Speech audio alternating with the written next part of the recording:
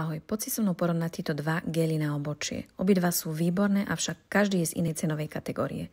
Najprv začnem tým, že si odličím obočie, keďže som tam mala zvyšky make-upu. Keď mi to zaschne, aplikujem prvý tento od Benefitu. Tento gelik je priehľadný, veľmi krásny, veľmi pekný efekt robí na obočí, avšak nie vždy mi zachytí všetky tie chlopky tak, aby mi držali na jednom mieste. Čiže aplikácia trvá trošku dlhšie, inak výsledok je krásny. Všimni si, že máš na aplikátore možnosť úplne pritlačiť to obočie na kožu, čo je výborné. Takže za mňa určite áno. Potom táto novinka od Essence. Odkedy som si kúpila tento gel, používam ho non-stop. Som s ním veľmi spokojná, lebo viem, že ho mám za lacný peniaz, je ho veľa a okamžite účinkuje. Tie chlopky okamžite fixuje. Jediná nevýhoda je, že keď si ho dáš trošku viac, tak ti zostane taký biely gel na obočí, ale s tým sa popasujeme tak, že to pritlačíme buď takouto pinzetou alebo jednoducho prstom.